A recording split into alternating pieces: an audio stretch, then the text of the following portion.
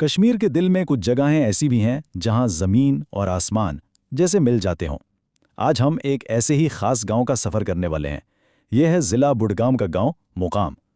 تو ہمارا سفر شروع ہوتا ہے کشمیر کے بالکل بیچ سے، یعنی ضلع بڈگام سے۔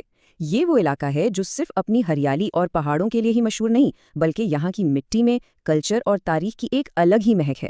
بڈگام ضلع کے اندر ہم آگے بڑھتے ہیں تحصیل خان صاحب کی طرف، جو اس علاقے کا ایک اہم انتظامی مرکز ہے۔ اور پھر آخر کار ہم اپنی منزل پر پہنچتے ہیں، گاؤں مقام۔ اس گاؤں کا نام ہی سب کچھ بتا دیتا ہے، مقام۔ یہ صرف زمین کا ایک ٹکڑا نہیں ہے، بلکہ ایک روحانی منزل ہے، ایک ایسا ورثہ ہے جو نسلوں سے چلا آ رہا ہے۔ دیکھیں، نام ہی کتنا دلچسپ ہے، مقام۔ اس کا مطلب ہے ٹھہرنے کی جگہ، ایک منزل۔ تو یہ صرف ایک نام نہیں ہے، یہ تو اس گاؤں کی پوری شناخت ہے، ایک ایسی جگہ جو روحانی سکون اور ایک خاص مقصد کی علامت بن گئی ہے۔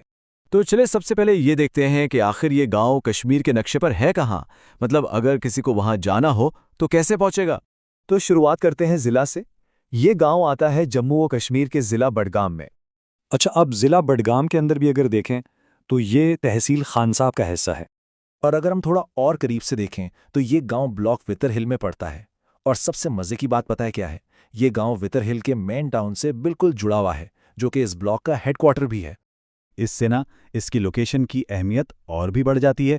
بڈگام ٹاؤن سے یہ صرف کوئی 12 کلومیٹر ہے، اور خان صاحب سے تو بس 7 کلومیٹر، اور بلاک ہیڈ کوارٹر وہ تو بالکل ساتھ ہی ہے۔ جیسا کہ ہم نے دیکھا، بلاک ہیڈ کوارٹر وتر ہل بالکل ساتھ جڑا ہوا ہے۔ اس کا سیدھا فائدہ مقام کے رہنے والوں کو ملتا ہے۔ تعلیم کی سہولیات ہوں، صحت کی خدمات ہوں، یہ دوسری بنیادی ضرورتیں، سب کچھ ان کی پہنچ میں ہے، جو کہ ایک بہت بڑی بات ہے۔ اس قربت نے گاؤں کو الگ تھلگ ہونے سے بچایا ہے۔ بچایا ہے؟ کیسے؟ اس نے یہاں کے لوگوں کو جدید سہولیات دیں اور باہر سے آنے والے زائرین کے لیے راستے کھولے۔ مطلب اس نے روحانیت کو دنیا سے کاٹا نہیں، بلکہ دنیا کے بیچ لا کر کھڑا کر دیا ہے۔ تو اس کا مطلب یہ ہوا کہ یہاں پہنچنا آسان ہے، لیکن اصل سوال تو یہ ہے کہ لوگ یہاں آتے کیوں ہیں؟ بالکل۔ یقیناً صرف جغرافی کی وجہ سے تو نہیں آتے ہوں گے، وہ اصل کشش کیا ہے؟ اور یہی سے ہم اس گاؤں کے دل میں داخل ہوتے ہیں۔ اس کی اصل پہچان اس کی روحانی میراث ہے۔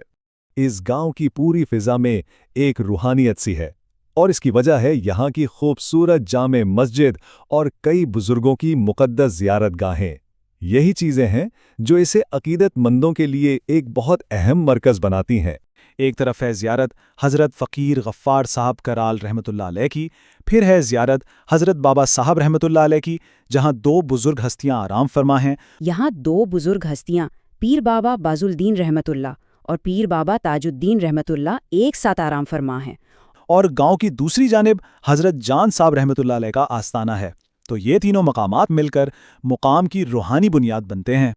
ہر مزار کی اپنی ایک تاریخ ہے، اپنی ایک کہانی ہے، اور یہ سب مل کر اس گاؤں کو عقیدت کا ایک مضبوط مرکز بناتے ہیں۔ اس روحانیت کا سب سے بڑا، سب سے خوبصورت اظہار ہوتا ہے سالانہ عرس کی تقریبات میں۔ یہ وہ وقت ہوتا ہے جب پورا گاؤں، آس پاس کے لوگ، سب ان بزرگوں کو خراج عقیدت پیش کرنے کے لیے اکٹھے ہوتے ہیں۔ ذرا تصور کریں، فضا میں درود و اذکار گونج رہے ہیں، بڑی بڑی دیگوں سے لنگر کی خوشبو اٹھ رہی ہے، جہاں امیر غریب کا کوئی فرق نہیں، سب ایک ساتھ کھانا کھا رہے ہیں، اور ہر طرف بھائی چارے کا، اپنائیت کا ایک ایسا احساس ہے جسے لفظوں میں بیان کرنا مشکل ہے۔ یہ اس محبت، اس بھائی چارے اور اس اجتماعی روح کا جشن ہے جو مقام کے لوگوں کو ایک دھاگے میں پروئے رکھتی ہے۔ ہر آنے والے کو بلا تفریق کھانا کھلانا، یہ روایت حضرت غفار صاحب کی زیارت سے خصوصاً منسوب ہے۔ اس سے کیا پتہ چلتا ہے؟ اس سے پتہ چلتا ہے کہ وہ خدمت خلق اور مساوات پر بہت زور دیتے تھے۔ یہ ہر سال مقررہ تاریخوں پر ہوتی ہیں، ان میں عقیدت اور احترام کا جذبہ بہت گہرا ہوتا ہے۔ اور اگر ہم اسے بڑے پیمانے پر دیکھیں تو یہ ایک معاشی نظام بھی ہے۔ اس سے مقامی کسانوں کی اجناس خریدی جاتی ہیں، مقامی لوگوں کو روزگار ملتا ہے، اور کمیونٹی کا پیسہ کمیونٹی کے اندر ہی گردش کرتا ہے۔ تو یہ تقریبات صرف مذہبی نہیں، بلکہ یہ کمیونٹی کو سماجی اور معاشی طور پر بھی مضبوط کرتی ہیں۔ تو مقام سے یہ سبق ملتا ہے کہ روحانیت ترقی میں رکاوٹ نہیں، بلکہ کمیونٹی کو مزید مضبوط بناتی ہے۔ آخر وہ کیا چیز ہے جو کسی جگہ کی روح کو زندہ رکھتی ہے، جو اس کے ورثے کو، اس کے عقیدے کو وقت کی ہر آندھی سے بچا لیتی ہے؟ شاید اس کا جواب مقام کی اس سادہ سی لیکن بہت گہری کہانی میں ہی چھپا ہے: ایمان، محبت اور بھائی چارہ۔ آپ کا گاؤں کیسا ہے؟